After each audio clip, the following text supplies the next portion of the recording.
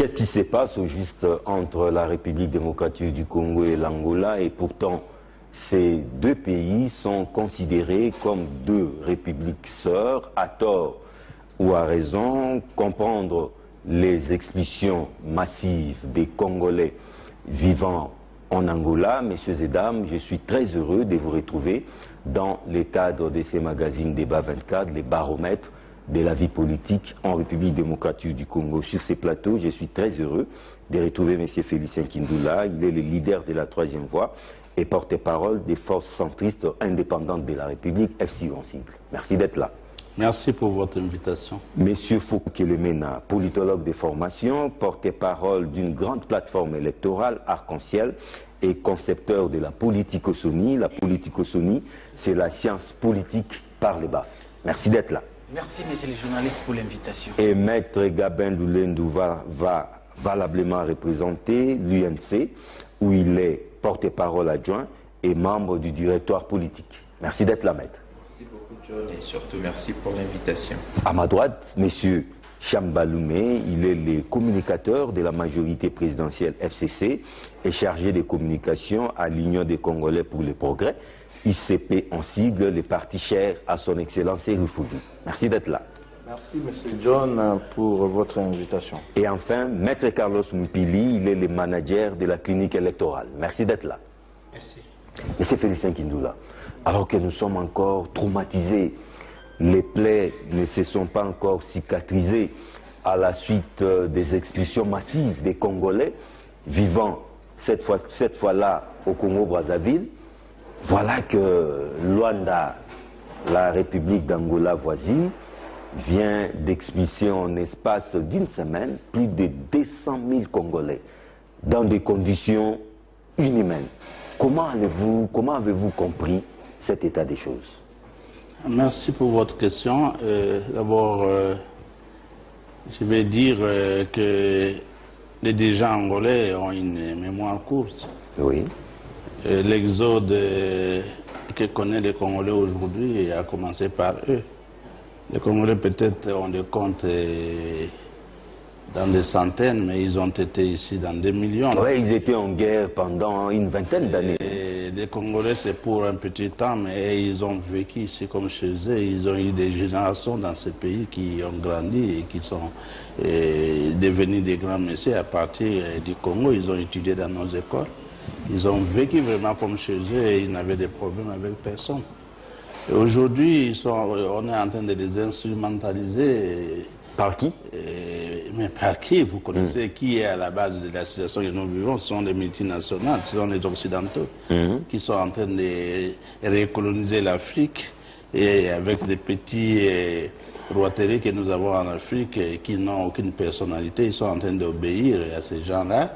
Et l'Afrique sera recolonisée économiquement. Et hier, si c'était politiquement qu'on était colonisé, mais aujourd'hui, c'est une nouvelle recolonisation.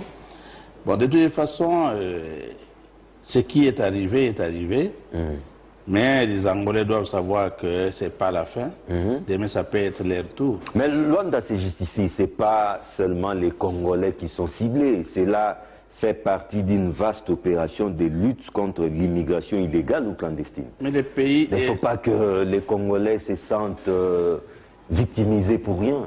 Mais le monde est devenu un village, monsieur le journaliste.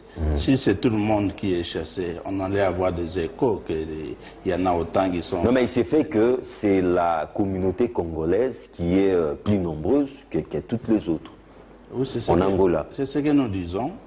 Ils ont été 10 fois ou 100 fois plus que les Congolais qui sont là, dans ces pays. Jamais ils ont entendu un seul jour qu'on les a expulsés. On n'a qu'à leur donner, sinon non plus, comme archive, les discours de Mobutu aux Nations Unies, comment il s'est battu pour l'indépendance de l'Angola. Nous, on faisait des veillées de prière ici pour les Angolais, pour qu'ils puissent avoir l'indépendance. Nous avons perdu des militaires ici pour l'indépendance de l'Angola. Donc vous estimez que les Angolais nous doivent? Beaucoup. Ils nous doivent beaucoup, mais nous ne leur demandons rien.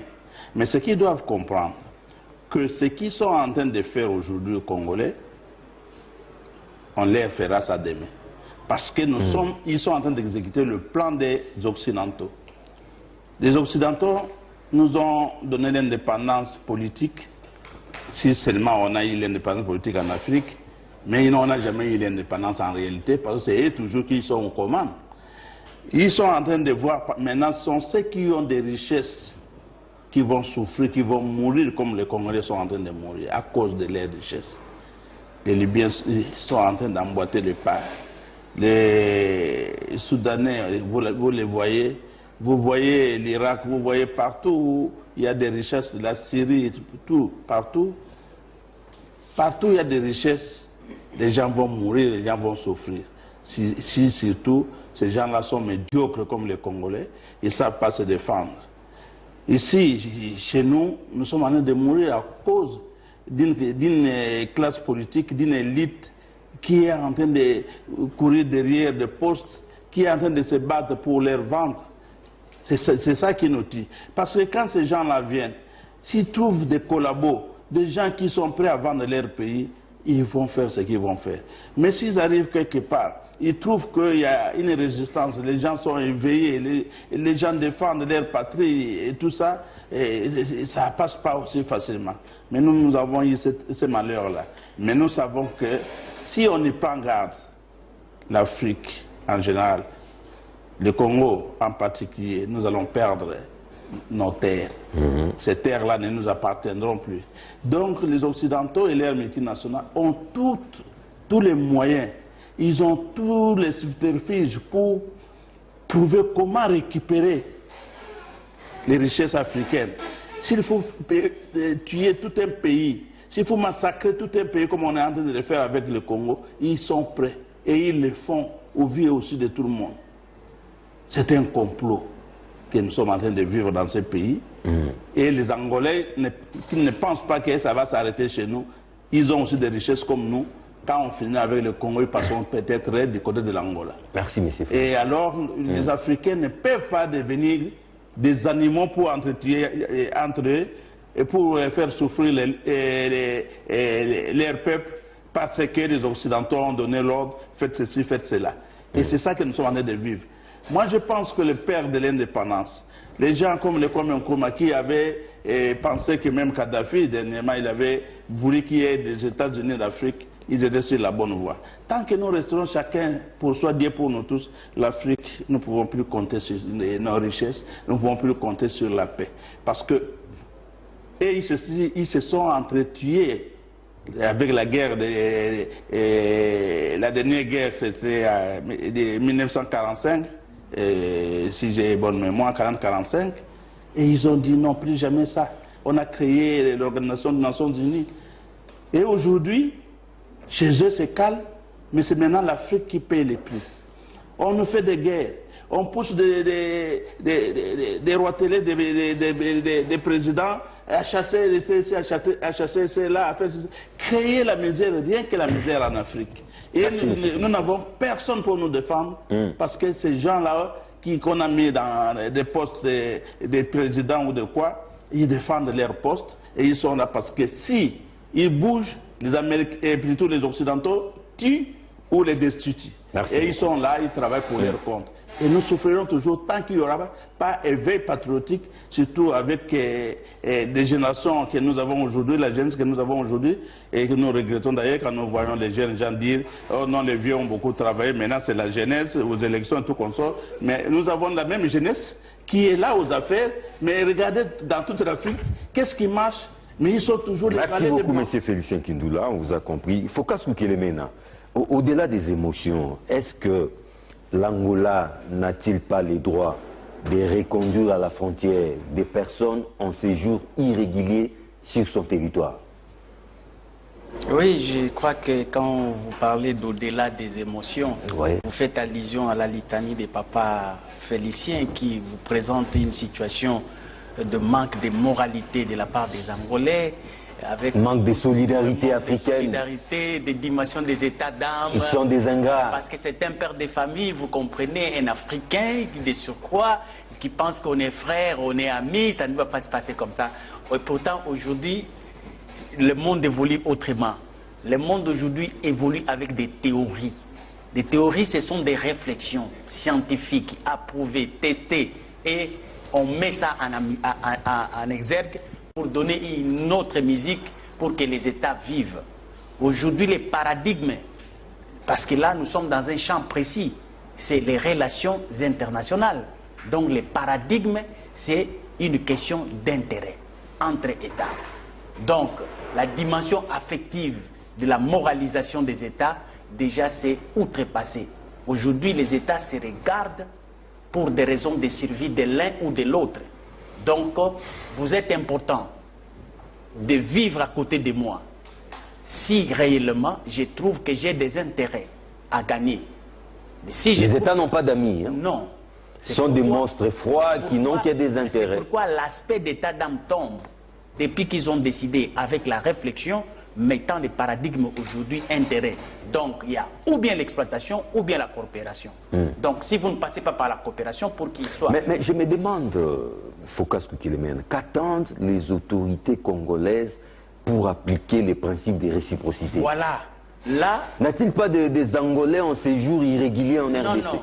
J'ai accepté d'approuver la dimension de l'intelligence qu'a dégagé notre ministre ayant en charge des affaires étrangères. Son excellent Chéo Kitundu. Il dit ceci: nous ne tomberons pas dans les pièges de la réciprocité. Et je crois que c'est très bien réfléchi.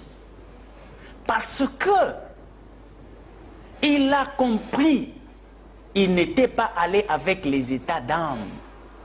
Non. C'est un fin politique, je l'ai félicité. Pourquoi? Dans tout ça, il faut aller rechercher 3 dimensions. Si je peux citer 2 pour des raisons de temps, la première des choses, il faut chercher à savoir pourquoi cette situation doit se passer maintenant pendant qu'à l'interne, nous sommes déjà dans une situation chaotique, presque il y a fissure. Nous sommes à la veille des élections. Voilà. Et que la nation est en danger déjà à l'interne.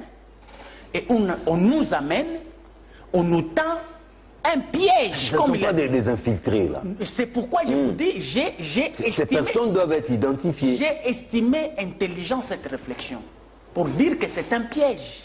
Alors, il ne faut pas jouer à la réciprocité parce que vous osez la réciprocité, il faut mesurer les conséquences de la réciprocité partant de la logique des rapports de force. Dans le Congo est un État faible.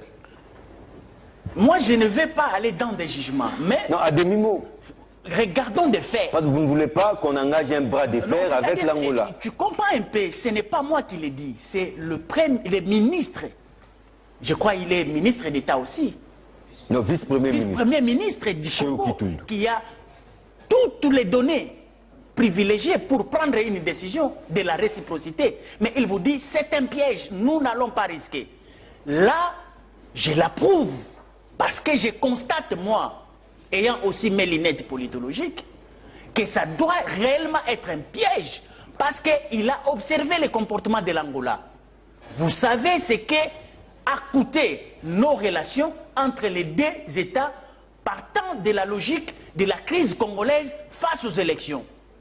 Et maintenant, il regarde que la situation, elle est maintenant plus grave à l'interne. Pendant que la classe politique est divisée, il y a une fragmentation et nous allons encore nous affronter avec cette situation. En tout cas, c'est un piège. Nous n'allons pas risquer. Mais il a regardé quoi? Il a regardé dans son gibecière. Quelle politique faut-il dans un champ des relations internationales? Quelle arme que j'ai? Là, je ne parle pas de fusil. Mais quel atout politique que j'irai avec pour faire ma recette de la réciprocité et aussi assumer des conséquences? Et je crois que c'est un bon calcul.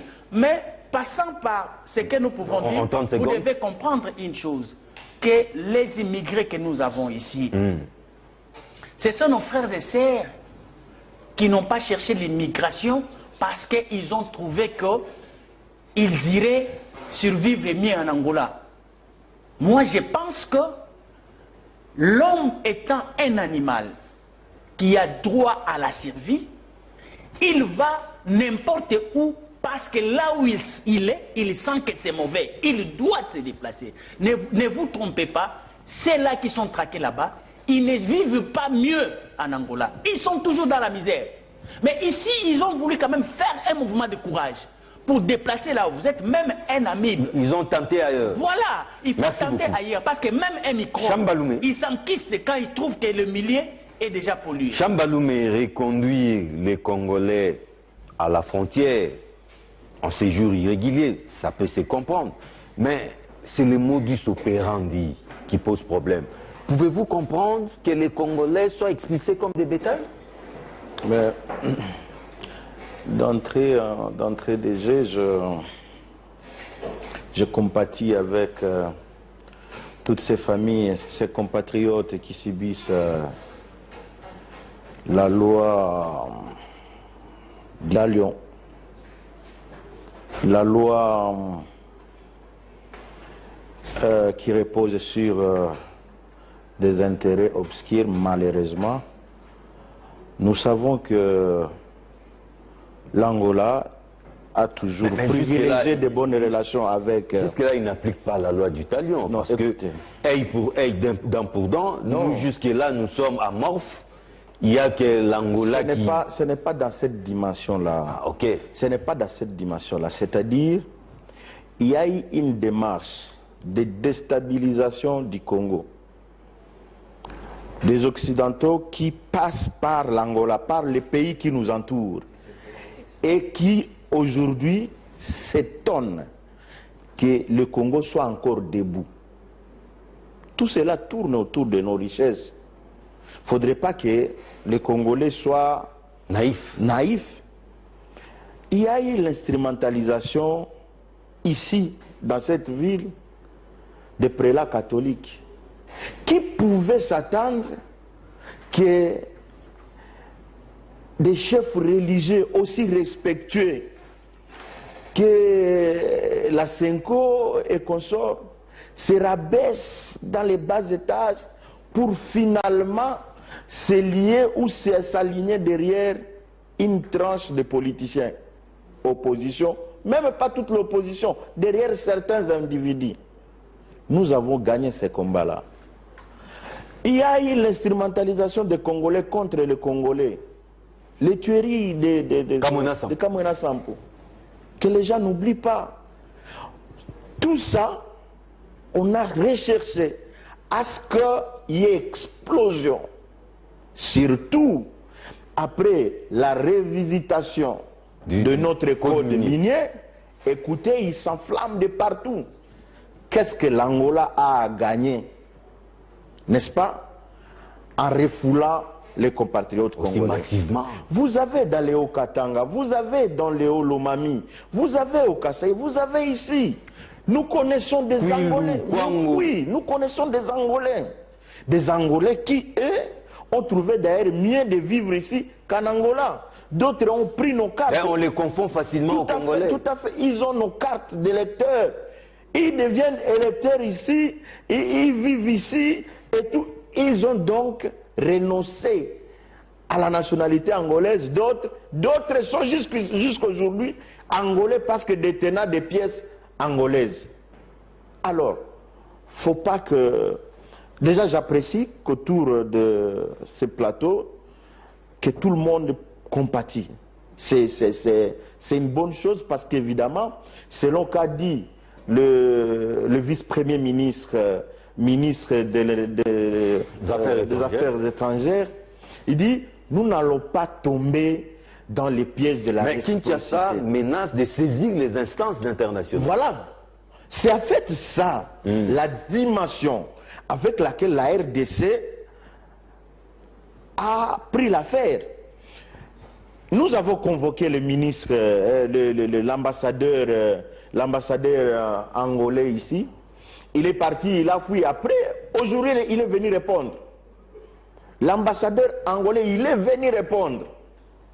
Il a répondu, ils ont échangé, c'est là où il a justifié. Non, ce n'est pas toutes les nations, tous les peuples, tous les autres pays et tout qui sont concernés là-bas. C'est seulement les Congolais. C'est seulement des Congolais. Ça, c'est un fond fouillard, ce sont des justifications qui ne tiennent pas. Après enquête, ce sont les Congolais qui sont... Ce sont des Congolais qui sont... Tout à fait. Et tout ça, nous disons que l'Angola n'a rien à gagner là-bas. Ils sont ciblés par les Angolais aujourd'hui, mais nous savons que la main noire vient d'ailleurs, c'est-à-dire il y a des gens qui sont en train de télécommander cela à partir pour des intérêts économiques. Pour des intérêts économiques, parce qu'aujourd'hui, avec cette richesse, c'est ce que j'appelle richesse, une indépendance économique qui va nous venir de ces nouveaux codes miniers.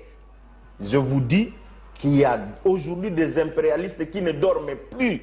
Ils ne dorment plus, ils instrumentalisent des Congolais, des opposants congolais. Même la machine à voter que vous voyez, aujourd'hui, ça devient un débat.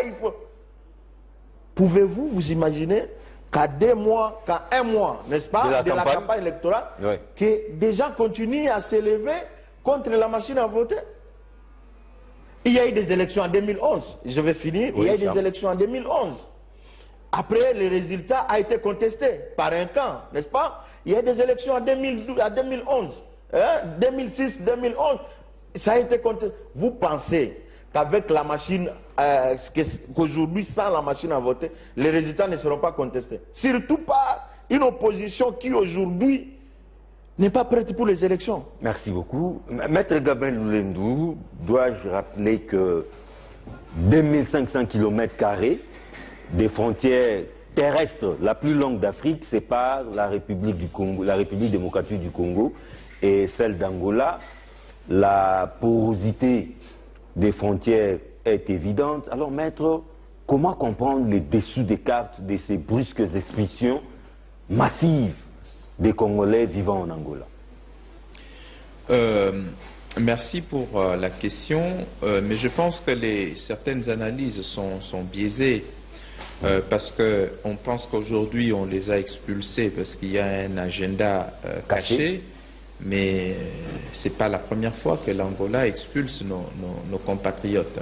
Et quand ils étaient expulsés il y a un peu de temps, c'était à cause de quel calendrier? Et ça, c'est la question que l'on peut se poser. C'est vrai que quand ça arrive en ce moment, on peut dire, mais est-ce qu'il n'y a pas un complot contre la République? L'anguille sous roche. Mais l'Angola n'est pas son premier forfait. L'Angola n'est pas son premier forfait. C'est la énième fois que l'Angola fait la même chose. Et moi, je dis, il faut analyser la situation sous plusieurs angles. Tout simplement, c'est que on peut bien évidemment condamner les méthodes, oui, la brutalité avec laquelle les Congolais ont été chassés en Angola, et surtout qu'on nous laisse entendre aussi qu'il y avait des gens à la fois qui étaient couverts par les instruments juridiques internationaux, en particulier les réfugiés, parce que c'est une catégorie des personnes couvertes par les instruments juridiques internationaux, en particulier la Convention sur les réfugiés. Ils font partie également des gens qui ont été expulsés. Vous avez aussi d'autres Congolais qui sont dans une situation régulière, c'est-à-dire avec des documents en bonne et due forme, mais qui ont également fait partie de cette vague d'expulsion. Donc pour ces deux catégories de gens, c'est-à-dire des gens qui se trouvent dans une situation régulière en Angola et des gens également qui se retrouvent dans une situation couverte par les instruments juridiques internationaux, en particulier les réfugiés, ces gens ne devraient pas être expulsés. C'est clair et net. Qu'on n'ait pas fait les distinguos entre ceux qui sont dans une situation irrégulière et ceux qui ne sont pas dans une situation irrégulière, cela laisse quand même à désirer. Et d'autant plus que même si des gens se retrouvent dans une situation irrégulière, ces gens ne méritent pas d'être traités comme des sous-hommes, molestés, tabassés, avec des biens confisqués, tout ça, etc.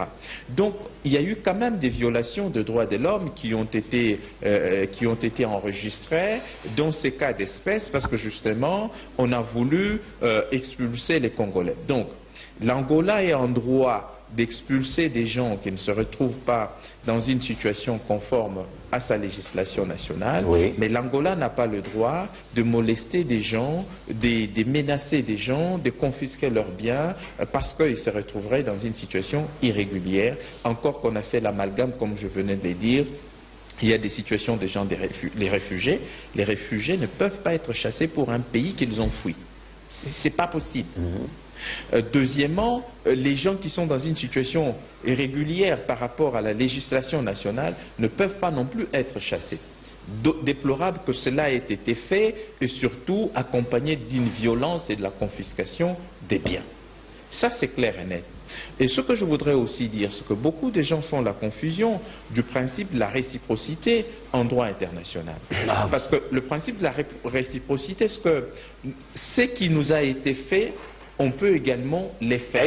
Dent pour dent. Non, non, non, non, attention, attention.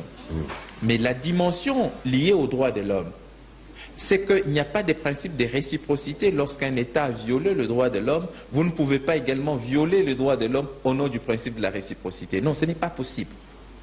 Donc, non, c'est-à-dire les reconduire à la frontière. Voilà, ça veut dire s'il y a des Angolais qui se retrouvent dans une situation d'irrégularité, s'il y a des Angolais qui sont réfugiés, eh bien, ils sont couverts par la Convention sur les réfugiés. Par voie des conséquences, on ne peut pas les expulser.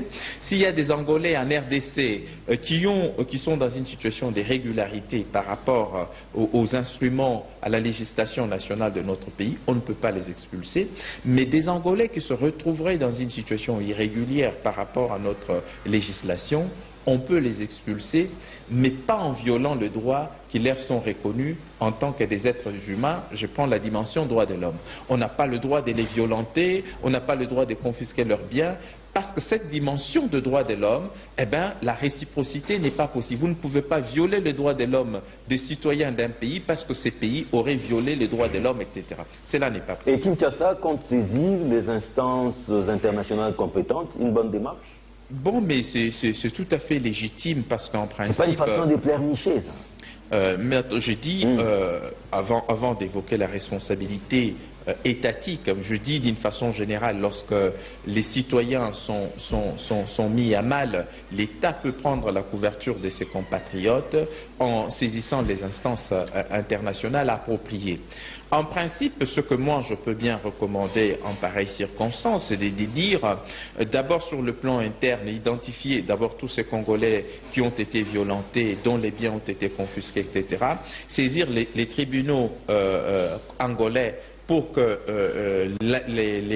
l'État angolais puisse être condamné et éventuellement leur allouer des dommages et intérêts, etc. Si cette procédure interne est épuisée et qu'il n'y a pas une suite favorable, eh ben, l'État congolais peut saisir la Cour internationale de justice en ce qu'on appelle l'exercice de la protection diplomatique. En d'autres termes, l'État prend les faits et causes devant la Cour internationale dans l'exercice de la protection diplomatique. Mais pour exercer ce qu'on appelle la protection diplomatique devant la Cour internationale de justice, il faut épuiser les voies de recours internes. Si les voies de recours internes ne sont pas épuisées, eh ben, vous ne pouvez pas saisir la Cour. Les voies de recours internes angolaises. Bien, les voies de recours internes angolaises, lorsque vous les avez épuisées, en ce moment-là, l'État peut saisir la Cour internationale de justice dans ce qu'on appelle l'exercice de la protection diplomatique. Mais ce qu'il faut ici, c'est les lieux de le souligner. Ce qui se passe en Angola montre une fois de plus que nous sommes dans une situation de non-État. Nous avons des gens qui ont perdu les fondamentaux d'une nation dans la gestion même de cette nation. Oh. Ça veut dire... Attendez, ça c'est un raccordement frauduleux. Qu'est-ce que ça a à voir avec la gestion interne? Oui, mais c'est ce que vous ne comprenez pas. Attendez, ce que vous ne comprenez pas. Quand vous avez des citoyens qui sont dans un paradis sur terre, à cause de la gestion des gens au pouvoir, et ces paradis sur terre a été rendu en enfer, et qui sont obligés d'aller se retrouver dans un pays comme Angola, sans même titre, parce que si vous avez des gens qui sont dans une situation irrégulière, c'est-à-dire ils n'ont pas de titre, mais qui souhaitent habiter là-bas, vivre là-bas plutôt qu'ici, ça veut dire qu'il y a un problème. Si vous trouvez un raccordement... Ils ont fui la misère. Mais bien sûr, la misère. Si on est mieux chez soi, pourquoi aller rester chez l'autre dans une situation d'irrégularité? Je peux comprendre des gens qui ont fui la guerre, encore que quand vous regardez très bien la situation des Kamwena Sapo, c'est une situation de gestion interne. Un pouvoir coutumier, mais parce que ces gens ont tendance à tout politiser. Attendez, merci, M. Gabin. Je suis en train de chuter. Oui, en 30 secondes. Ces gens qui ont mal géré la situation coutumière, la succession au niveau de la coutume, etc., parce qu'ils se mêlent de tout, ils veulent absolument avoir le contrôle de tout. Cela a dégénéré, ça engendrait non seulement des crimes relevant de l'ordre public international, des crimes contre l'humanité qui ont été commis dans cet espace kasséen, et du coup, ça engendrait la fuite de beaucoup de milliers de compatriotes en Angola. Donc ça veut dire la situation angolaise montre qu'en réalité, ce pays n'est pas géré et que vous avez des irresponsables au niveau des différents postes de responsabilité dans ce pays et la gestion est chaotique. C'est pour cette raison que les gens sont obligés d'aller se retrouver dans une situation inconfortable ailleurs. Carlos Moupili, les causes ou la cause est là. C'est Maître Gabin qui a eu le courage de l'étaler sur ces plateaux. La misère, l'océan des misères qui règne au Congo a fait que les Congolais se retrouvent en face et ils en payent les lourds tributs. Dit par Maître Gabin, dit politicien Gabin, il a bien commencé lorsqu'il parlait en tant que juriste, en tant que maître. Là, j'étais d'accord avec lui. Mais lorsqu'il chitait comme porte-parole adjoint de l'UNC, il crache sur la mémoire de nos compatriotes en Angola. Et ça, c'est malheureux. Je ne vais pas m'étendre sur ça. Parce que nous connaissons partout. Ici, au Congo, nous avons accordé un acte d'intégration à environ 60 000 Angolais. Il est juriste internationaliste comme moi. Un acte d'intégration, c'est une fabrication du droit international. Nulle part, ça n'existe pas. Les Congolais avec son hospitalité légendaire. Les Angolais ont bénéficié de ça ici, en 2011. Et j'étais celle qui criait contre cet acte d'intégration. Pour dire que laissons-les libres de vivre au Congo, pas comme des réfugiés, qu'ils vivent. C'est pour dire qu'ils vivent comme des Congolais. Nous sommes une seule nation. Je dirais, si le Congo était vraiment une nation, une famille, avec les images qui circulent dans nos téléphones, dans nos smartphones, tous ces Bazombo, tous ces Angolais, les Angolais qui sont des bailleurs d'ailleurs ici, qui habitent, beaucoup, ils allaient subir des réactions criminelles, d'autant que leurs frères sont en train de faire contre nos frères. C'est affreux, c'est inacceptable.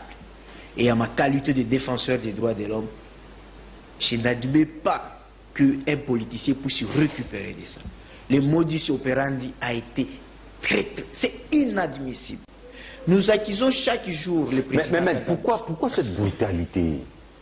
On peut comprendre que les Congolais soient expulsés, chassés d'Angola pour des raisons d'irrégularité de séjour. Mais pourquoi cette brutalité? Je ne sais pas si c'est la mentalité de nos familles ou de nos tribus de l'Ouest. Les États d'Ouest n'aiment pas les Aïrois, ou je peux dire les Congolais. Donc, oui. Vous êtes à Brazzaville, les Congolais ne vivent pas mieux à Brazzaville. Vous êtes en Angola, même chose. Et je vais vous dire aujourd'hui, je vais faire étonner les téléspectateurs. Nous travaillons sur le projet CIPLA avec la coalition régionale pour la Cour pénale internationale. Nous documentons sur tout cas de violation des droits de l'homme et même des crimes relevant de la compétence de la Cour pénale internationale. Mais quand vous voyez les dossiers des violations des droits de l'homme, donc des Congolais au Rwanda, le dossier est vide. Donc les Rwandais criminels et assassins sur le sol congolais. Cherchez, vous êtes des journalistes, documentez combien de Congolais ont été maltraités au Rwanda. J'étais en Ouganda, plus de 150 000 réfugiés congolais qui sont en Ouganda. Et Museveni les protège. Mais si c'était ici à Brazzaville, où d'ailleurs on dit qu'il a épousé notre soeur, et notre soeur n'a rien dit, vous êtes en Angola, là où la plupart des officiers de l'armée angolaise, et de l'armée angolaise, ce sont les ex-tigres, les gendarmes katangais. Ce sont nos frères. C'est inadmissible. Et je m'explique. Et je vous dis, si on était un État puissant, là je suis d'accord, on allait faire ce qu'on appelle intervention et ingérence humanitaire. Donc nous ne sommes pas un État puissant. Non, je l'ai dit, psychologiquement, on n'est pas puissant. Vous croyez que vous pouvez tuer les Tutsis rwandais au Congo, l'armée rwandaise ne va pas entrer? Elle est entrée parce qu'elle a justifié qu'on les avait capturés ici à Udjili. Elle a justifié ça. Vous pouvez tuer les Israéliens à Palestine, l'armée israélienne n'entre pas. Vous pouvez tuer les Américains à Mexique, l'Amérique... J'ai dit si on était très puissant. J'ai dit très puissant, pas puissant. Donc, autrement dit, on n'a pas peur de nous, on ne nous respecte pas. Non, non. On est jaloux de nous et on ne nous aime pas. Pas on ne nous respecte pas. On ne nous aime pas. Il faut préciser les choses. Lorsque Maître Gabé dit non, ces gens vont là en Angola pour trouver mieux, ils trouvent quoi? Même les Congolais qui vont en Europe, ils sont quoi? Tenter Ils de vivent trouver comment? mieux, une sorte d'Eldorado. Qui ces Congolais parmi vos confrères journalistes qui vivent mieux en Europe comme toi? Qui louent bien une maison comme toi, ici? Tes confrères qui sont allés en Europe. Il faut vous les voir comment ils vivent. Je vous dis, on a expulsé 260 000 Congolais environ. Mais les Congolais oublient que dans la commune, par exemple, de Lemba, si vous avez 5 maisons achetées par les gens qui viennent de Luanda, mais il y a 2000 maisons achetées par les Congolais qui vivent ici. J'entends les gens des diasporas dire que c'est nous qui donnons à manger. C'est nous qui nourrissons Kinshasa. Mais vous envoyez par Western Union $50, $100 par mois. Mais les chailleurs qui donnent chaque jour à sa famille 10 000 francs, c'est équivalent de $8 par jour. $8 par 30, c'est combien? C'est $240. L'équivalent de 5 $. Les chailleurs là, qui vivent à Kinshasa, lui, il donne 240 par mois. Merci, Maître. Mais vous là, non, je n'avais pas encore commencé, j'ai commencé. Non, 30 secondes. Alors, j'allais dire ceci. 30 secondes. Oui, oui. Je disais saisir des instances internationales. Non, ça se rêvait. Et d'ailleurs, Maître Gabé a oublié de dire que si vous saisissez, parce qu'il a la... Donc c'est une démarche molle qui ne va aboutir à rien. La justice internationale se divise en deux. Il y a la justice des États, c'est-à-dire la Cour internationale de justice. Là, je crois que c'est l'article 35. Il faut que l'État angolais accepte. Là, nous avons un arrêt en souffrance contre l'Ouganda. Un arrêt en souffrance. Il y a la justice des individus, là c'est la Cour pénale internationale.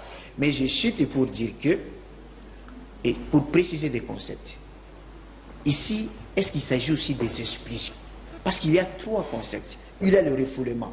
Lorsqu'un étranger... Non, pas de détails, non, s'il vous plaît. On n'a pas de il se retrouve au niveau des frontières. Il y a le renvoi. Lorsqu'il entre, il est dans une situation régulière et son visa est expiré. Et il y a expulsion s'il commet, il est en situation régulière, mais il commet un forfait et qui demande qu'il soit expulsé. Mais dans le cas de renvoi et le cas d'expulsion, la personne, l'étranger, a droit à la défense. Il doit s'expliquer, il doit être assisté. Il doit être entendu. Donc, les cas d'expulsion massive qu'a fait l'Angola, et nous documentons, demain vous apprendrez encore qu'on a arrêté une autorité angolaise en Belgique, parce que la Belgique c'est la compétence universelle. Merci. Et là vous direz encore, c'est seulement pour les Africains. C'est pas Monsieur Félicien Kindoula, je reviens à vous, revenons à notre fameux processus électoral. Nous sommes, ce week-end, c'est déjà le 20 octobre, nous sommes quasiment à 1 mois du lancement officiel de la campagne électorale et à 2 mois du jour J des élections présidentielles, législatives, nationales et provinciales. Quid du climat politique en République démocratique du Congo? Merci pour votre question. Mais je voudrais d'abord clarifier les choses. Moi, je pense que nous n'avons pas été compris.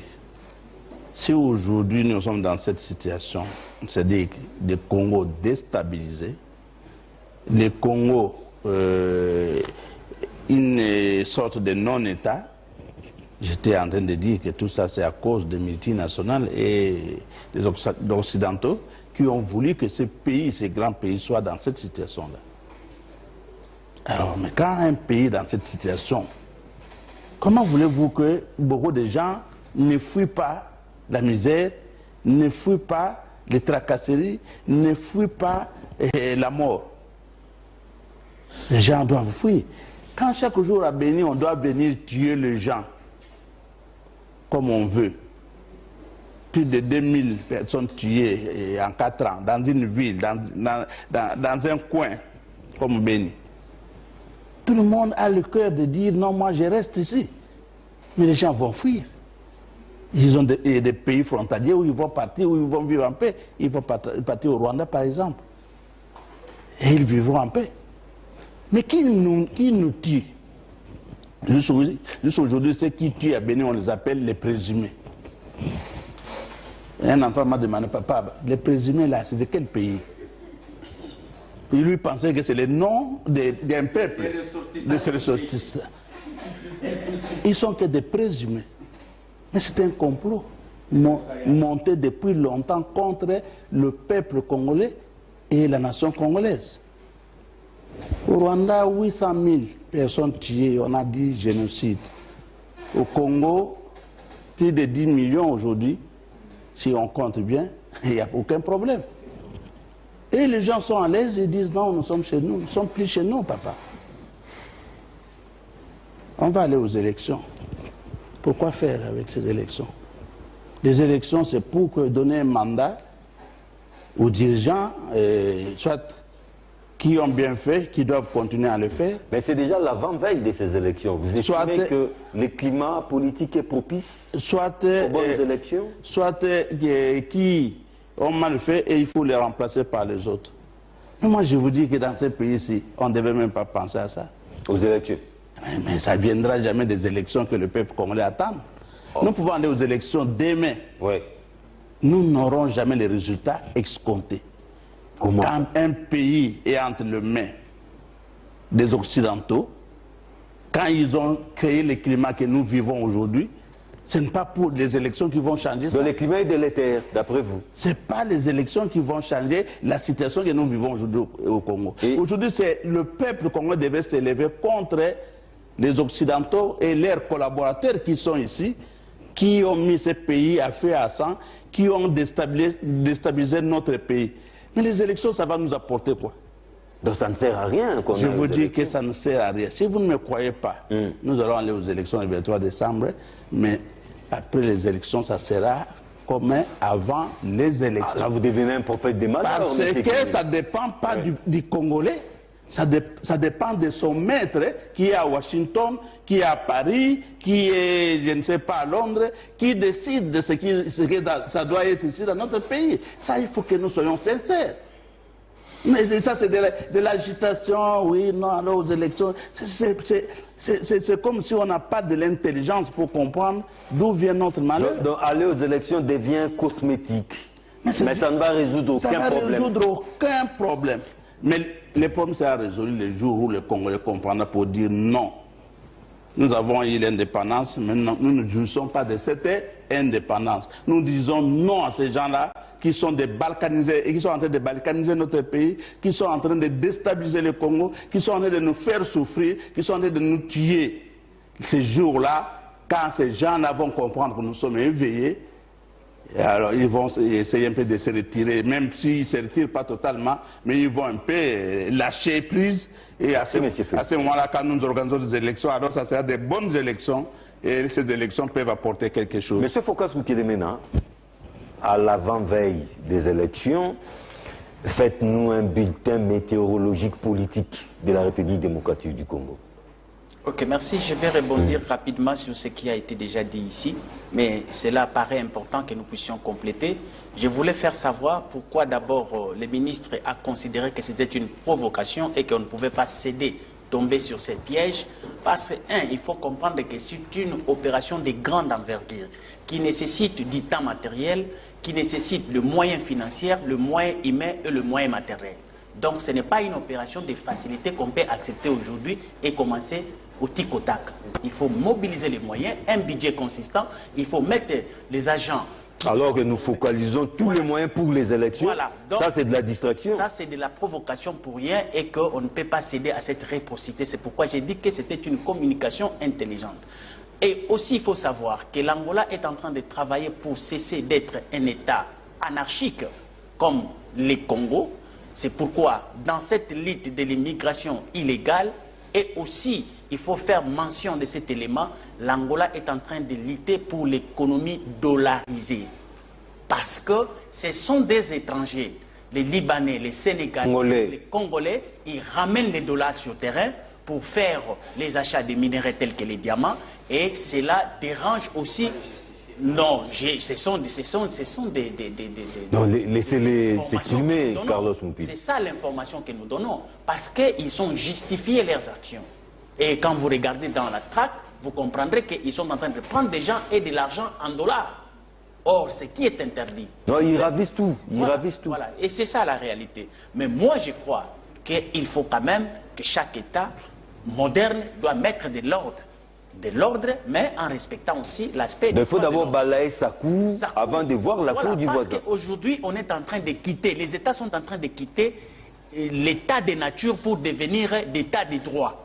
Donc, si vous voulez quitter l'anarchie, donc il faudrait au préalable faire ce genre de travail. Le climat politique actuel est-il à même de déboucher aux élections apaisées, crédibles, voulues de tous? Le climat propice pour les élections, on appelle ça climat de paix. Et vous avez ce climat de paix si réellement vous avez une cohésion nationale. Et cette cohésion nationale est définie par un consensus. Dès lors que vous n'avez pas de consensus sur les points qui divergent, dès que vous n'avez pas la cohésion nationale, de vous considérer comme ceux qui vont aller aux élections avec nous, ce sont nos frères congolais, c'est lui qui gagnera, il sera là le président de nous tous. Dès que vous vous regardez comme des chiens de faïence, dès que vous ne croyez ni à l'un ni à l'autre, pas de climat de confiance, sachez-le que la paix qui doit précéder les élections, dans le processus, pendant les élections et après les élections. C'est-à-dire ici, quand on a appelé les élections paisibles, ce n'est pas un mot par hasard. C'est-à-dire que c'est une étude, c'est une intelligence qui a été réfléchie par les génies savants pour dire que sans climat de paix, et je vais vous rafraîchir, vous savez que si on n'a pas eu les élections en 2016, un des alibis, c'était quoi? L'insécurité. Nous avions été attaqués par le M23. Donc, dans l'insécurité, vous avez déjà une manque de climat de paix, qui est le climat propice pour l'organisation des élections paisibles. Voilà. Donc, quand Papa Félicien vous dit les résultats escomptés des élections, c'est-à-dire quoi? Vous pouvez organiser des élections, mais les élections ont des finalités, en son sens, c'est-à-dire d'abord permettre au souverain de prendre son pouvoir et de déposer, je dis bien le terme, déposer le pouvoir entre les mains de ceux qui sont les meilleurs d'entre nous. Merci beaucoup. Est-ce qu'arriverons-nous aujourd'hui avec nos populations que nous avons, avec notre électorat, de pouvoir faire parvenir les pouvoirs entre les mains de meilleurs... Cham Baloumé de la majorité présidentielle, qu'allez-vous répondre à ceux et celles qui pensent que si nous allons aux élections à cette allure, avec ce climat, nous allons déboucher à des élections au lendemain chaotique? Écoutez, M. John, je ne suis pas des gens qui prophétisent le malheur pour le Congo, avant ou après les élections. Mais ils sont peut-être réalistes. Parce que ils sont réalistes. Non, écoutez, des gens ont déjà prophétisé le malheur, l'hécatombe. Depuis 2015, 2016, 2017, 2010, les gens ont prophétisé. Il y a des gens qui ont dit que le Congo ne se réveillera pas demain. Je me souviens de la date du 19 septembre ou 19 décembre. Vous comprenez? Ouais. Donc moi, je ne peux pas marcher avec ces gens-là. Il faut que les gens comprennent aujourd'hui que le combat, il est national. C'est-à-dire c'est un combat collectif que nous devons mener. Avec des instruments aujourd'hui pour notre indépendance économique que nous avons aujourd'hui, pour que le peuple se retrouve. Vous comprenez?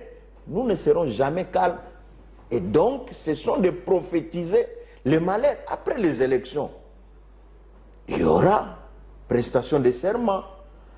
Il y aura remise de pouvoir, transfert de pouvoir, du flambeau civilisé et pacifique. Et pacifique au nouveau président élu. Donc il ne faudrait pas qu'on prophétise. Vous avez... Mais lorsque M. Félicien dit on peut organiser les élections aujourd'hui, mais croyez-les, ça ne sera pas les résultats escomptés. Non, je reviens d'ailleurs dans ce propos parce qu'il commence bien. M. Félicien commence bien. Il reconnaît que l'instabilité à l'interne est causée par les multinationales qui, depuis des années, ont construit, ont systématisé une gestion pour que, voilà, les retombées puissent toujours, n'est-ce pas, qu'ils puissent toujours bénéficier de ces richesses, évidemment, au détriment des Congolais lui-même. Mais ils pêchent par l'omission de dire qu'aujourd'hui, le Congo d'hier, ce n'est pas le Congo d'aujourd'hui, et qu'aujourd'hui, des instruments, n'est-ce pas, que nous avons. Moi, je jure que par les codes miniers, ces codes miniers, parce que j'en connais l'histoire, je sais quand est-ce que les codes miniers, le nouveau code minier de 2002, je sais quand est-ce que ces codes, dans quel contexte ces codes avaient été promulgués.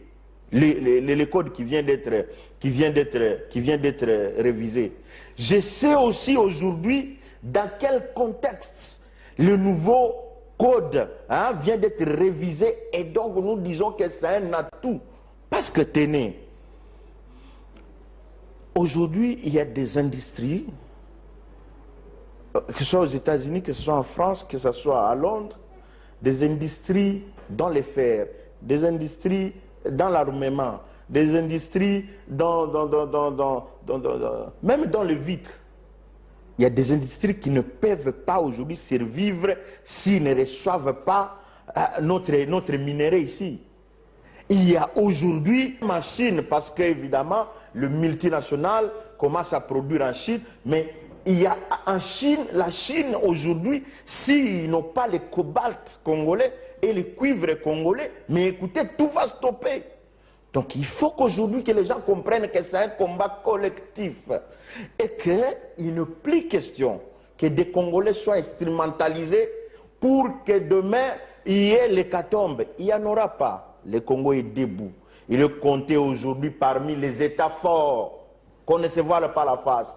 Des gens, et on lui reconnaît aujourd'hui des autorités, de personnes qui, n'est-ce pas, se rendant compte d'y passer, n'est-ce pas, ils s'arrêtent et ils modifient les tirs. C'est ça.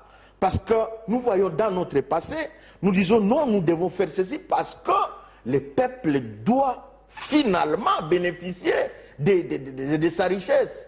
Mais hélas, si nous ne comprenons pas, ou tant que nous ne comprendrons pas que ce combat, il est collectif, pas individuel. Parce que si c'est Kabila qui les mène seul, il sera écrasé. Parce que si c'est Aubin Minakou qui les mène seul, il sera écrasé. Parce que si c'est Chadari, si c'est Chadari qui les mène, il sera écrasé. Donc il y a une nécessité d'une unité, d'une union nationale.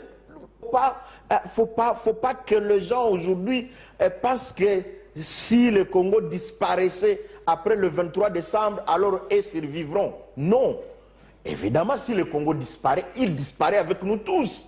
C'est pourquoi nous, le déluge va emporter tout le monde. C'est pourquoi nous, en préparant les élections aujourd'hui, les chefs de l'État, l'autorité morale de DFCC et de la majorité présidentielle, EA lui-même, n'est-ce pas, à respecter ses promesses en disant que voilà, je ne vais pas me représenter. Et aujourd'hui, il y a un candidat d'IFCC et de la majorité présidentielle. Donc c'est une preuve de plus. Merci beaucoup. Que même face à ces climats, même face à ce tournir, que ce soit autour de la machine à voter, que ce soit autour du fichier électoral, enrôlé sans empreinte. Écoutez, il y aura élection. Merci beaucoup. Il y aura élection et il y aura un 24 décembre.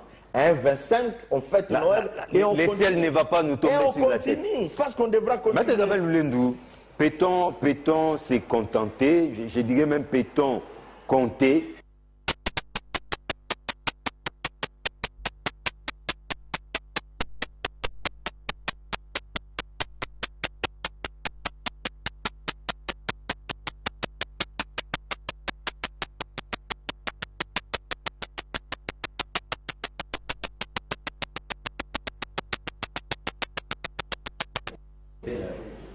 la casquette du porte-parole de l'UNC. De l'UNC, alors que je disais des choses pertinentes au regard du droit international. Mais je croyais me retrouver devant un contradicteur par rapport à la tournure politicienne, mais il ne m'a pas contredit. Comme il est de la société civile affiliée au FCC, tout ce qu'il a eu à trouver comme mot pour dire, c'est quoi? C'est que non, nous ne sommes pas un État plus puissant, mais nous sommes ça veut dire que nous sommes un État puissant. Il faut rire. Hein. Et quand on est sérieux, on ne peut pas affirmer des choses comme ça. La RDC, c'est un pays puissant. La RDC, c'est un pays très faible, grâce à un leadership très faible. Il faut le retenir. Un géant comme la RDC ne peut pas pleurnicher devant le Rwanda. Si nous pleurnichons devant le Rwanda, nous pleurnichons devant l'Angola, nous pleurnichons devant les autres, nous sommes un pays très faible. Mais que vous ayez trouvé un adjectif en disant « nous ne sommes pas très puissants, mais nous sommes puissants », eh bien, les gens qui vous regardent ne trouvent pas en vous ces sérieux-là. Deuxièmement, vous dites « non, le problème c'est que nous ne sommes pas faibles, le problème c'est que nous ne sommes pas aimés ». En relations internationales, vous avez besoin d'être aimé. Les relations internationales, ce sont les rapports de force. Les États ne se font pas des cadeaux. Les États ne cherchent pas à s'aimer. Ce n'est pas une question d'amour. Ce n'est pas un problème d'amour, c'est un problème d'intérêt. Et les gens se battent pour défendre ces intérêts-là. Les relations internationales fonctionnent de cette façon-là. Venir chercher l'amour dans les relations internationales, il faut attendre le monde paradisiaque qui va certainement arriver, mais ce n'est pas le monde dans lequel on est. Il faut que tu retiennes ces choses-là. Et concernant la saisine des instances internationales, en particulier lorsque vous avez regardé que toutes les voies de recours sont épuisées, encore qu'avant de les regarder, vous regardez, est-ce que l'Angola a accepté, parce que l'acceptation de la compétence de la Cour internationale de justice est une acceptation, une déclaration facultative. Un État n'est pas obligé d'accepter la compétence de la Cour. Mais lorsqu'on a accepté la compétence de la Cour, c'est la juridiction de la Cour qui est obligatoire. Donc, toutes ces questions-là sont examinées pour regarder quel est l'état de l'Angola par rapport à la Cour internationale de justice, ainsi activer les mécanismes que le droit international prévoit, notamment l'épuisement de voies de recours internes. Si on constate que l'Angola a accepté la juridiction de la Cour, la compétence de la Cour, de telle sorte qu'en ce moment-là, après avoir épuisé le voie de recours interne, on peut alors saisir la Cour internationale de justice en application de l'exercice de la protection diplomatique. Donc avant de mener une action, on regarde la position de l'État, etc., quels sont les rapports, et puis on va de l'avant. Parce que si on dit non, mais quelle est la voie internationale qui doit être mise en place si ce n'est cette voie-là ou d'autres voies qui sont similaires, tout en sachant que lorsqu'une décision a été prise par la Cour internationale de justice, généralement, les États s'exécutent. J'ai dit généralement, les États s'exécutent. Encore que si vous lisez les béquilles que le droit international offre, il y a la possibilité de saisir du Conseil de sécurité. Les climats politiques. Attendez, de saisir le Conseil de sécurité des Nations Unies. Climat politique. Je voudrais aussi dire, et ça j'ai entendu, non mais on a tué beaucoup des Congolais, il n'y a pas la réaction de la communauté internationale, oui les multinationales. Moi, je ne veux pas que les malheurs du Congo puissent toujours être « c'est à cause des autres », comme si soi-même on n'a pas une responsabilité. Lorsqu'on détourne l'argent des Congolais, on amène dans les paradis fiscaux, vous connaissez l'histoire des Panama Papers, etc. Ce sont les Occidentaux qui vous demandent de voler l'argent du contribuable congolais et d'amener ça dans les paradis fiscaux. Mais là, vous tirez dans tous les sens. Non, revenons au débat. Non, non. Là, vous pensez que je tire dans le même sens, dans tous les sens. Je ne tire pas dans tous les sens. Ce sont des arguments qui ont été développés ici, que vous avez laissé faire. Je dis, il y a la responsabilité des autres, mais il y a notre propre responsabilité.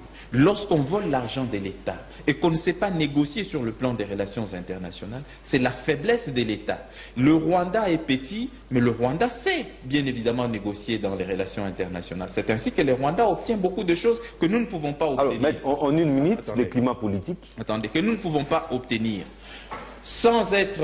Après avoir banni la langue française de l'enseignement, le Rwanda a obtenu que sa compatriote devienne secrétaire général. Un cadeau de Macron. Un cadeau de Macron. Mais justement, c'est un fruit des négociations. Vous avez vu seulement Macron. Mais qu'est-ce que le Rwanda a proposé pour que Macron accepte de pouvoir faire ça? Mais visiblement, vous n'aurez rien à dire sur les climats. Mais vous m'interrompez à chaque minute, John. Vous m'interrompez à chaque minute. Et surtout, quand on s'attaque au pouvoir irresponsable, ça vous chatouille. Non, je ne perds pas les minutes. Chaque fois que je m'attaque à ce gouvernement, je m'attaque à ce pouvoir irresponsable, John a tendance à m'interrompre. Et ça, c'est inacceptable. Ce pouvoir, c'est par des choses qui se font dans ce pays, c'est à cause d'un gouvernement irresponsable, d'un régime irresponsable. Concernant la dernière question que vous posez, la question en rapport avec... Comment intervenir dans ce cas, du cancer. Donc, lorsque nous accueillons quelqu'un une dame qui a le cancer,